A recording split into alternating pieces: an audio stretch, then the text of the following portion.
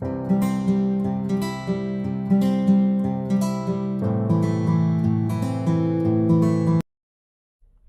5: The Functions of the United Nations. In the last lesson, we familiarized ourselves about the United Nations. In this lesson, we will study about the different ways adopted by this organization to establish international peace. We will also try to understand the achievement of the UN and India's participation in it. The Charter of the United Nations spells out the important methods of resolving the international conflicts. Accordingly, international disputes, conflicts and disagreements can be resolved by the two following methods. 1. Peaceful methods. The UN lays a special emphasis on resolving conflicts through peaceful methods. The UN expects that the nations that have disputes or disagreements would solve them through negotiations, mediation, or goodwill. 2.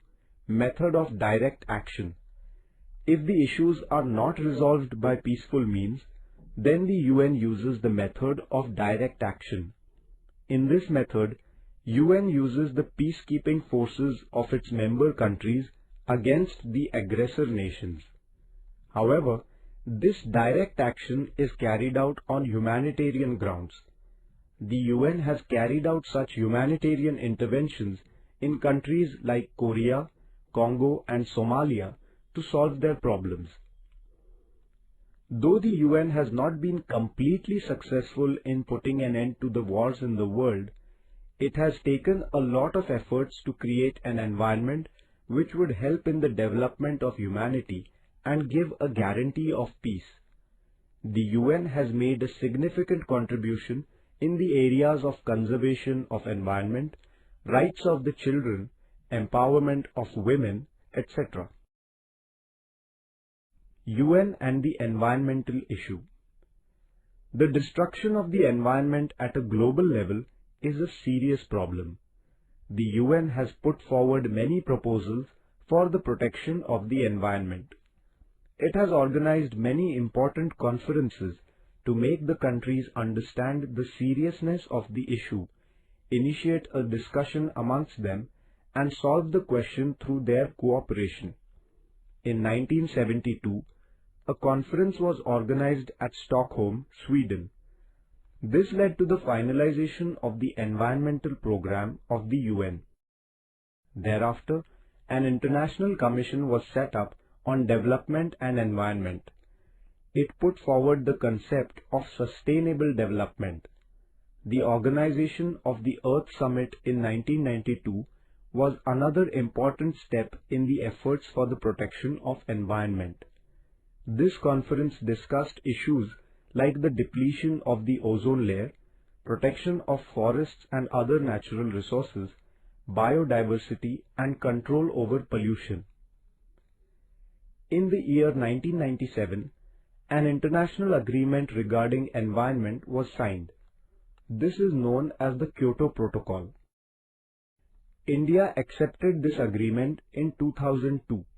She has also actively participated in all the efforts for environmental conservation at the global level. India has given priority to the issue of environmental protection while deciding her economic, industrial, trade and other policies.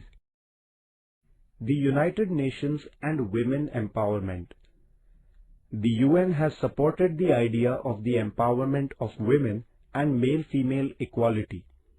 The UN has declared 8th March as International Women's Day in order to draw the attention of the world towards women's issues and to find solutions to them.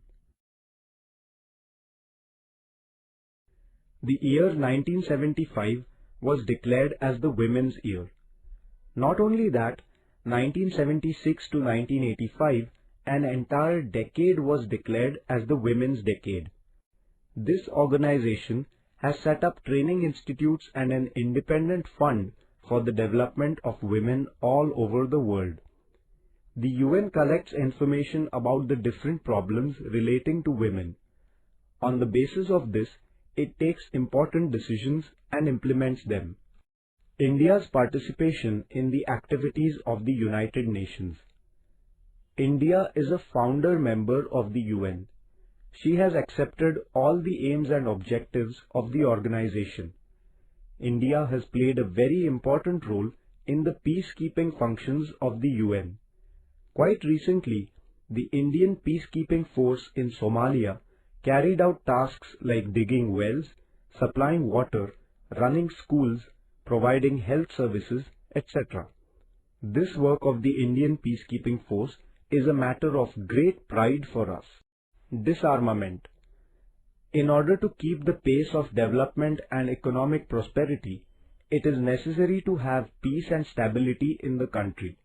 For this, disarmament becomes important. Though attempts are being made for international peace, some nations seem to be escalating the arms race. This arms race can create an environment of mistrust and suspicion among nations. Disarmament refers to the idea that international peace can be established if armaments are destroyed, their production is stopped, or there are limits on the use of armaments. In 1959, the UN declared universal and comprehensive disarmament as its objective. India's policy of disarmament. India has supported disarmament and has always responded to the efforts of the UN for disarmament. India has a principled opposition to nuclear weapons because the world faces the threat of a nuclear war. She has supported the policy of nuclear disarmament at the international level. No first use of nuclear weapons is the most important principle of India's nuclear policy.